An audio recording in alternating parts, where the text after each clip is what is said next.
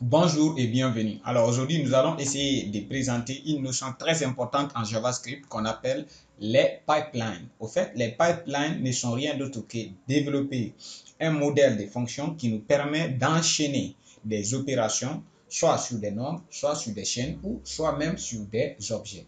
Mais ce que je vais faire ici, je vais faire un premier exemple sur des chaînes par exemple. Une opération d'enchaînement, de concaténation des noms, de transformation sur chaîne et afficher ça dans le DOM. Pour le moment, j'ai créé une page vide. Par exemple, je vais essayer de lancer ça dans le serveur Lite. Comme on peut le voir, pour le moment, il n'y a que le bouton. Je vais développer mon pipeline. Lorsque je clique ça, il affiche quelques informations sur moi, par exemple. Alors, comment ça se passe? Je viens dans ça. Je vais définir une fonction s'il faut. Je vais travailler toujours avec JS6. Je vais appeler ma fonction ren. Et là, ma fonction n'a pas de paramètres. Et à l'intérieur de cette fonction maintenant, je vais développer maintenant mon pipeline. Ici, je vais l'appeler pipeline. On n'est pas obligé, vous pouvez donner n'importe quel nom. Par exemple, je vais l'appeler pipeline. Et pipeline, je vais appeler présentation. Puisque le rôle de ces pipelines, c'est pour présenter une personne. Maintenant, c'est particulièrement, je vais me présenter. Et là, je vais ici appeler données. C'est-à-dire les données me concernant. Et là, une fois que vous faites cela, vous avez défini votre modèle de pipeline. Et ce modèle-là, maintenant, comment faire dire que ce modèle va être utilisé comme un pipeline? Donc, qu'est-ce que je fais? Il me suffit de faire un retour. Voilà. Et lorsque vous retournez ça maintenant, vous appelez maintenant simplement votre présentation. C'est sur présentation là maintenant, vous allez enchaîner des opérations.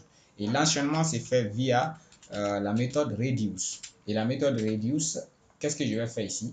Je vais passer maintenant une fonction d'ordre supérieur. Là, je vais dire par exemple les valeurs qui vont être passées à chaque fois et les fonctions pures qui vont être passées en deuxième paramètre. Maintenant, qu'est-ce que je vais faire? Je passe maintenant ces nombres-là, c'est-à-dire cette valeur-là à la fonction pure.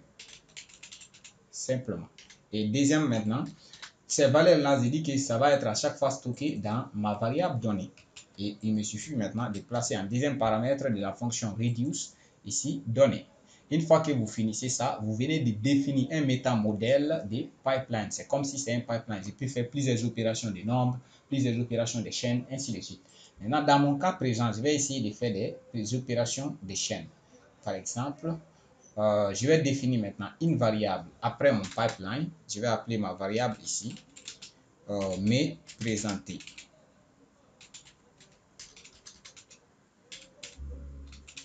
Et me présenter, qu'est-ce que je vais faire ici? Je vais appeler cette variable mes identifiants.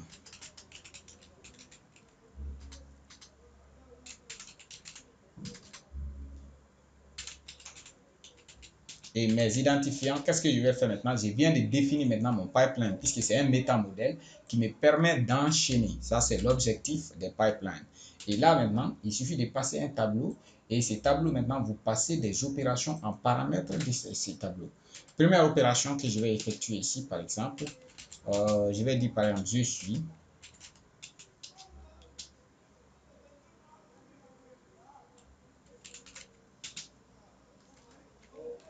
Espace X. Et là, ça, c'est la première opération. Deuxième opération, je vais dire maintenant, par exemple, Damaro.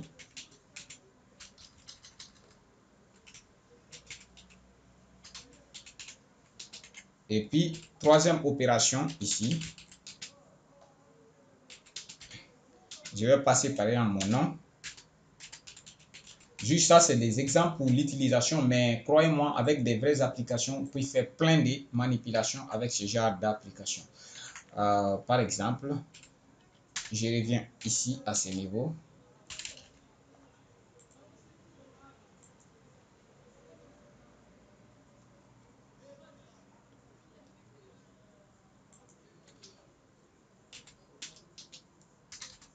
Là, qu'est-ce que je vais faire à ce niveau? Je vais faire X et je vais dire par exemple,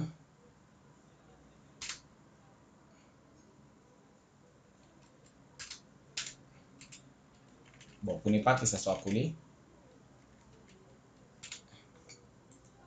ou bien même pourquoi ne pas aller à la ligne simplement.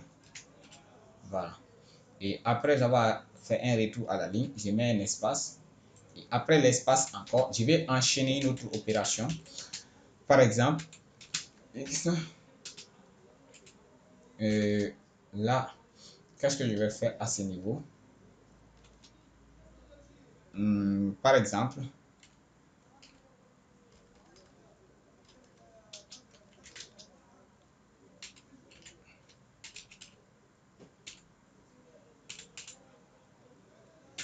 et ensuite, je vais terminer ici, par exemple, en faisant quelle opération? X. Voilà. C'est comme si je dis je suis l'habit d'Amaro, j'ai tel an. Maintenant, avant de faire ça, par exemple, je vais diminuer ça, par exemple, de 9. Maintenant, qu'est-ce que je viens de faire? Comment je peux utiliser ça maintenant dans mon DOM? Pour cela, qu'est-ce que je fais? J'ai un div où je vais afficher le contenu et j'ai un bouton qui sera cliquable. Donc, il me suffit de faire appel maintenant à mon div. Là, je vais déclarer une variable que je vais appeler également div. Bon, vous êtes libre ici pour le choix. Je fais document get element by id. Et là, je reviens prendre l'id en question.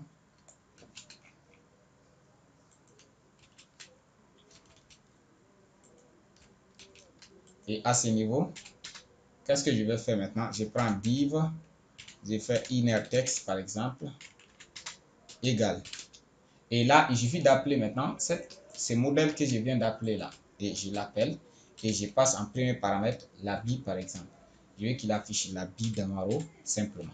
Voilà. Et j'ai par exemple un certain âge qu'il va afficher. C'est-à-dire l'âge, ça va être maintenant la taille de tout ça là, moins 9 par exemple. 1. Maintenant que j'ai fait ça, j'ai ajouté ça dans le DOM. Il suffit de venir faire appel maintenant à cette fonction. Et pour cela, je vais venir encore DOM et puis faire appel à mon bouton pour pouvoir rendre le bouton cliquable. Donc, get element by id également. Et le bouton, je l'ai appelé id btn. Et avec btn, il suffit maintenant d'appeler un événement listeiner et je vais lier à l'événement de clic. Et une fois que j'ai fait ça, il me suffit d'appeler la fonction run. Et quand je reviens maintenant, j'essaye de rafraîchir et tester. Maintenant, alors, comme on peut le voir, il y a quelque chose qui cloche. Il y a quelque chose qui cloche. Évidemment, oui. Maintenant, pour que ça soit appelable, soit j'appelle ça ici, soit j'appelle là. Maintenant, je n'ai pas appelé l'identifiant sur la fonction métadonnée. Donc là, pour faire la fonction, c'est ce qu'on appelle la fonction de closure, c'est-à-dire auto-appel. Je reviens ici, j'appelle simplement cette donnée à ce niveau. Maintenant que j'ai fait ça, quand je reviens encore de nouveau, je rafraîchis. Voilà, il a déjà fait automatiquement. Et comme on peut le voir, il a dit, je suis l'habit d'Amaro Camara. J'ai, voilà. Et à ce niveau, il n'a pas soustrait l'âge ici. Pour éviter ces problèmes-là, qu'est-ce que vous allez faire? Il nous suffit de faire par exemple parse int. Et à ce niveau, je prends parenthèse pour que tout ça là soit pris comme un nombre. Et lorsque je reviens dans la fonction, je reclique de nouveau. Comme on peut le voir, il a fait la somme. Et moi, par exemple, si je veux maintenant la différence, il me suffit de faire ça. Comme je vous ai dit, je peux faire des opérations mélangées. Comme vous avez vu tout à l'heure, il me dit, je suis l'habit d'Amaro Camara, j'ai 24 ans. Maintenant, imagine, je veux convertir encore ce nombre-là, c'est-à-dire toute cette valeur-là en majuscule. C'est très simple. Il me suffit de venir à ce niveau également, essayer de faire encore une opération avant. C'est-à-dire, je ne veux pas que l'âge apparaisse. Il me suffit de faire encore X to uppercase et il suffit de placer virgule. Je viens d'ajouter encore une opération de plus. Et quand je reviens ici, je rafraîchis, je clique et vous voyez, la chaîne est complètement en majuscule. Vous voyez, je peux faire plein d'opérations avec des pipelines en JavaScript. Par exemple, je ne veux pas que G là fait partie, je veux simplement que avant G soit converti. Donc, il me suffit de déplacer cette opération. C'est vraiment souple. C'est des fonctionnalités très avancées qui nous permettent de faire plein de réalisations en JavaScript. Donc, comme vous pouvez le voir, les pipelines sont des super fonctionnalités. Par exemple, je peux même réappeler le même pipeline là, mais cette fois-ci, je vais donner un autre nom qui va être maintenant cette fois-ci des opérations de nombre. Par exemple, qu'est-ce que je vais faire encore? Je reviens, const. Je vais appeler par exemple calcul. Et calcul, qu'est-ce que je vais faire encore? Comme pour calcul, il me suffit de venir donner ici valeur par exemple. Je vais appeler ça valeur. Et je vais appeler encore mon pipeline ici.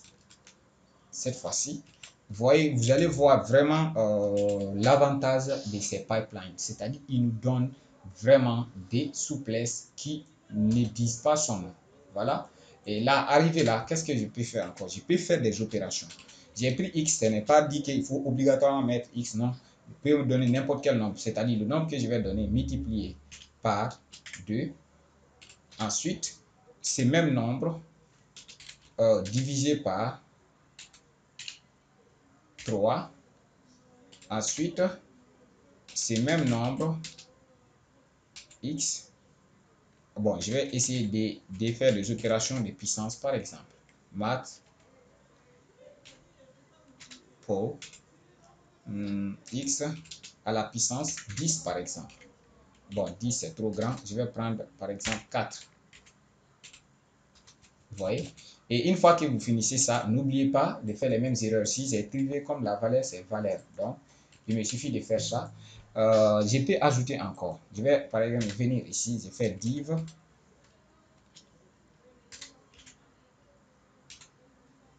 Inner.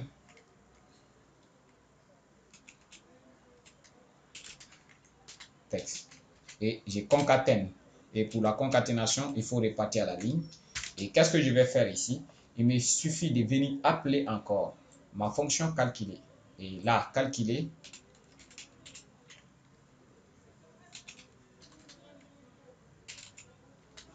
Et vous passez un nombre. Par exemple, je vais passer 3. Et quel sera le résultat? Je peux même calculer le résultat ici. C'est-à-dire, j'aurai 3 fois D, 6. Divisé par 3, ça reste 2. 2 à la puissance 4, je crois c'est 16. Vous voyez?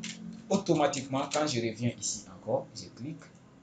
Comme on peut le voir, c'est vraiment puissant. Les pipelines, ils nous permettent de faire plein de choses. Regardez si je fais 8. Vous voyez, rien qu'un seul pipeline, je peux utiliser des opérations sur des chaînes, je peux utiliser des opérations sur des objets, je peux utiliser des opérations, c'est-à-dire je peux combiner des opérations des objets. Ça fait que lorsque vous maîtrisez ces domaines, vous n'avez pas de limite sur des opérations. Donc, arrivé là, je vous remercie pour votre attention et on se reprend à une prochaine vidéo.